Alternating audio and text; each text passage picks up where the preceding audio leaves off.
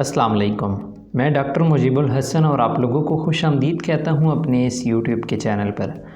आज इस वीडियो के अंदर हम डिस्कस करेंगे कालमिया लैटिफोलिया होम्योपैथिक मेडिसिन के बारे में। कालमिया लैटिफोलिया होम्योपैथिक मेडिसिन कार्डियक जो पेशेंट्स होते हैं उनमें इस्तेमाल कराई जाती है और सेकेंडली जॉइंट्स पेन के जो पेशेंट्स होते हैं उनमें इस्तेमाल कराई जाती है। इस वीडियो के अंदर हम कालमिया लैटिफोलिया के रिलेटेड डिटेल से डिस्कस करेंगे, मगर उससे पहले आपसे गुजारिश है कि अगर आप इस चैनल के ऊपर फर्स्ट टाइम आए हैं तो चैनल को लाजमी सब्सक्राइब कीजिएगा और साथ बेल आइकन की घंटी को प्रेस कर लीजिएगा ताकि इसी तरह की इन्फॉर्मेटिव वीडियोस होम्योपैथिक मेडिसिन के बारे में आपको मिलती रहें। अपनी ट्रीटमेंट के हवाले से अगर आप व्हाट्सएप के ऊपर मेरे साथ रब्ता करना चाहते हैं तो कुछ फ़ीस पे करने के बाद आप दिए गए नंबर के ऊपर मेरे साथ रब्ता कर सकते हैं। इसके अलावा आपको व्हाट्सएप चैनल का लिंक भी डिस्क्रिप्शन में मिल जाएगा। तो होम्योपैथिक मेडिसिन के रिलेटेड व्हाट्सएप के ऊपर अपडेटेड रहने के लिए हमारे व्हाट्सएप चैनल को लाजमी फॉलो कर लीजिएगा। जैसे मैंने आपको बताया है कि Kalmia latifolia homeopathic medicine mostly cardiac patients और जॉइंट्स पेन के जो पेशेंट्स होते हैं उनमें इस्तेमाल कराई जाती है। सबसे पहले हम डिस्कस करते हैं कि कार्डियक पेशेंट्स की कौन सी सिम्टम्स के अंदर, कौन सी सिचुएशंस के अंदर हम इस मेडिसिन को इस्तेमाल करा सकते हैं। First of all cardiac patients की जो मेजर सिम्टम्स देखने मिलती हैं कि कुछ पेशेंट्स के हार्ट बीट काफ़ी ज़्यादा तेज़ रहती है, कुछ पेशेंट्स की हार्ट बीट काफ़ी ज़्यादा वीक रहती है। तो कालमिया लैटिफोलिया जो मेडिसिन है ये दोनों कैटेगरीज़ के जो पेशेंट्स होते हैं उनमें इस्तेमाल कराई जाती है। फ़र्स्ट ऑफ़ ऑल डिस्कस करते हैं जिन पेशेंट्स की हार्ट बीट काफ़ी ज़्यादा वीक रहती है कि उनके अंदर मज़ीद कौन सी सिम्टम्स देखने मिलेंगी। जब हार्ट बीट काफ़ी ज़्यादा वीक रह रही होती है, साथ पेशेंट की पल्स काफ़ी ज़्यादा स्लो हो जाती है, तो उस टाइम अक्सर औक़ात पेशेंट को अपने जिस्म में थकावट वग़ैरह फ़ील होती है और कभी कभार उसे चक्कर वग़ैरह भी आ जाते हैं। मोस्टली ऐसी कंडीशंस जो होती हैं वो गैस्ट्रिक की बेस पे भी हो सकती हैं या जिन पेशेंट्स को कोई क्रॉनिक डिजीज़ होती है तो इस तरह की सिचुएशंस अक्सर औक़ात हो जाती हैं। तो कालमिया लैटिफोलिया जो मेडिसिन है, जब पेशेंट की हार्ट बीट काफ़ी ज़्यादा वीक पाई जा रही हो या पल्स जो हो वो काफ़ी ज़्यादा कम पाई जा रही हो, तो इस मेडिसिन को लो पोटेंसी के अंदर इस्तेमाल कराने से जो हार्ट बीट होती है वो नॉर्मलाइज हो जाती है। अब डिस्कस करते हैं सेकंड कैटेगरी के पेशेंट्स के रिलेटेड कि जिन पेशेंट्स की हार्ट बीट काफ़ी ज़्यादा तेज़ रहती हो। अब इस तरह की जो सिचुएशंस होती हैं वो मोस्टली उन पेशेंट्स की होती हैं जिनको क्रॉनिक हार्ट डिजीज़ का सामना करना पड़ रहा होता है। मसलन कि उनका ब्लड प्रेशर जो होता है वो अक्सर औक़ात हाई रहता हो या उसके अलावा वो डिप्रेशन की डिज़ीज़ में मुब्तला हों, अक्सर औक़ात वो छोटी छोटी बातों पे टेंशन ले लेते हों। तो इस तरह के जो पेशेंट्स की हार्ट बीट होती है वो अक्सर औक़ात काफ़ी ज़्यादा तेज़ हो जाती है। अब ना सिर्फ ये प्रॉब्लम टेंशन डिप्रेशन से देखने मिलती है, बल्कि जिन पेशेंट्स का कोलेस्ट्रॉल लेवल काफ़ी ज़्यादा हाई रह रहा होता है, ट्राइग्लिसराइड लेवल काफ़ी ज़्यादा हाई रह रहा होता है, उन पेशेंट्स की भी जो हार्ट बीट होती है वो काफ़ी ज़्यादा मुतासिर होती है। अब आमतौर पर 95% पेशेंट्स जो होते हैं जब उनका कोलेस्ट्रॉल लेवल हाई होता है, ट्राइग्लिसराइड हाई होता है तो उनकी हार्ट बीट काफ़ी ज़्यादा तेज़ रहती है, उनका जो ब्लड प्रेशर होता है वो काफ़ी ज़्यादा हाई होता है। लेकिन 5% लोग ऐसे भी होते हैं कि जब उनका कोलेस्ट्रॉल लेवल या ट्राइग्लिसराइड लेवल काफ़ी ज़्यादा हाई हो मगर उनके जो ब्लड प्रेशर होगा वो काफ़ी ज़्यादा वीक पाया जा रहा होगा या वीक देखने में मिलेगा। अब इन दोनों सिचुएशंस के अंदर ही इस मेडिसिन को यूज़ किया जा सकता है। जैसे मैंने पहले बताया है कि जिन पेशेंट्स की हार्ट बीट काफ़ी ज़्यादा स्लो पाई जा रही हो तो वो पेशेंट्स भी कालमिया लैटिफोलिया मेडिसिन को यूज़ कर सकते हैं, और जिन पेशेंट्स की हार्ट बीट काफ़ी ज़्यादा तेज़ पाई जा रही हो वो इस मेडिसिन को हाई पोटेंसीज़ के अंदर इस्तेमाल करेंगे। हाई पोटेंसीज़ को इस्तेमाल करने से जो हार्ट बीट काफ़ी ज़्यादा तेज़ होती है वो नॉर्मलाइज हो जाती है। अब कुछ और सिम्टम्स भी पेशेंट में देखने मिलेंगी, जैसे कि जब उसकी हार्ट बीट काफ़ी ज़्यादा तेज़ होगी तो उसे चक्कर वगैरह भी आ सकते हैं, अपने दिमाग के पिछले हिस्से में काफ़ी ज़्यादा दबाव वगैरह उसे महसूस होगा।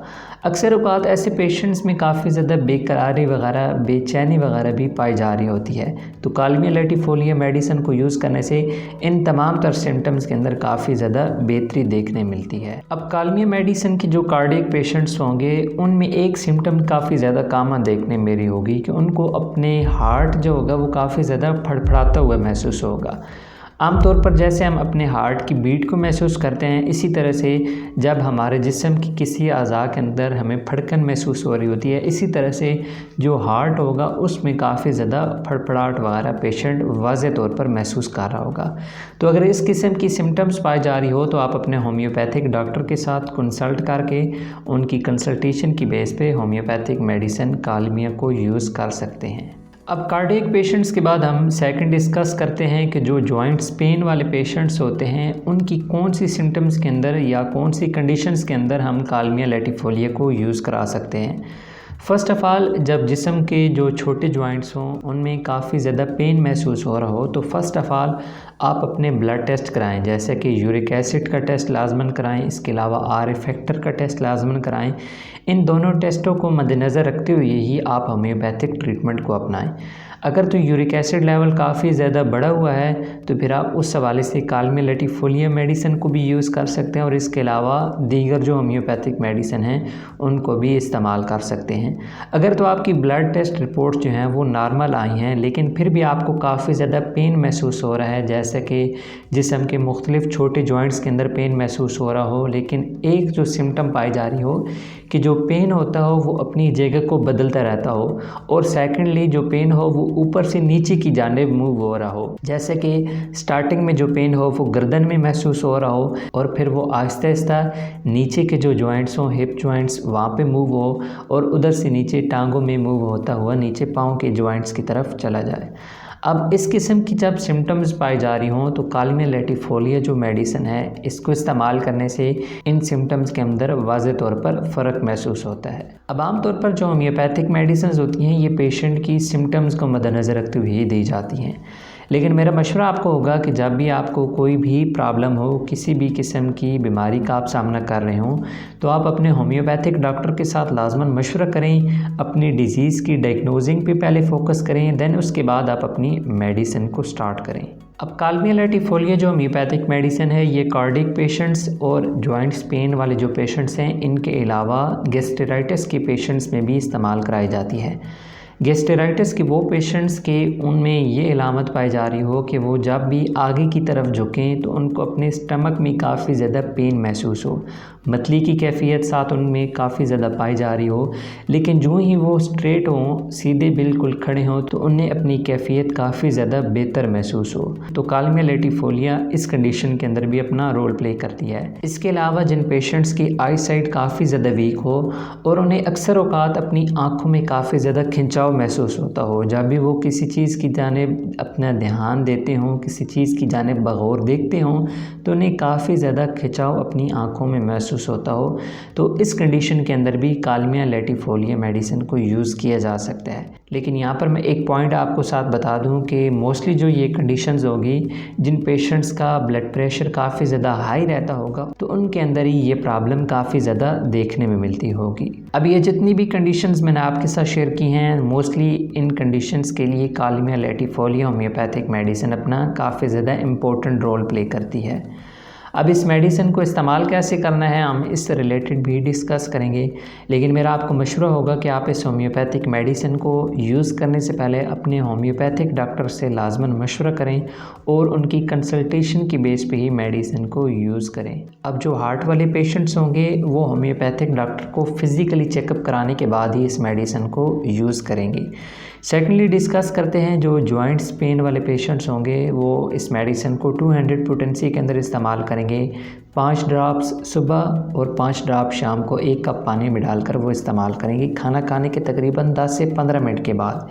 इसके अलावा जिन पेशेंट्स के गैस्ट्राइटिस की प्रॉब्लम हो तो वो इस मेडिसिन को 30 पोटेंसी में सुबह दोपहर शाम 3 टाइम इस्तेमाल कर लेंगे, 5 ड्रॉप्स 1 कप पानी में डालकर। जब तबीयत काफ़ी ज़्यादा बेहतर हो जाए तो फिर इस मेडिसिन को आपने स्टॉप कर देना है। अब इस मेडिसिन के ड्यूरेशन में आपने खट्टी चीज़ों से लाजमन परहेज़ करना है, दही, अचार, इन दोनों चीज़ों से लाजमन आपने परहेज़ करना है। इसके अलावा करारे चावल और गोश्त वगैरह ये चीज़ें भी आपने तकरीबन मेडिसिन के ड्यूरेशन में अपनी बंद ही रखनी होगी।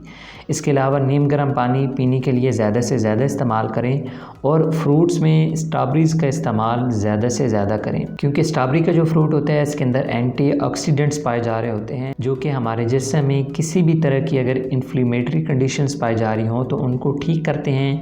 और उसके अलावा जो हार्ट वाले पेशेंट्स होंगे उनके लिए भी स्ट्रॉबेरीज़ काफ़ी ज़्यादा इम्पोर्टेंट रोल प्ले करती हैं, हार्ट को मजबूत करती हैं। सेकेंडली, जिन पेशेंट्स को गैस्ट्राइटिस की प्रॉब्लम रहती हो, कॉन्स्टिपेशन की प्रॉब्लम रहती हो, उनके लिए भी स्ट्रॉबेरीज़ काफ़ी ज़्यादा मुफीद रहेंगी। उम्मीद है आज की वीडियो आप लोगों को काफ़ी ज़्यादा पसंद आई होगी। कोई भी क्वेश्चन हो आपका कालमिया लेटिफोलिया होम्योपैथिक मेडिसिन के बारे में या फिर किसी होम्योपैथिक मेडिसिन के रिलेटेड कोई सजेशन हो तो आप कमेंट्स के अंदर बता सकते हैं।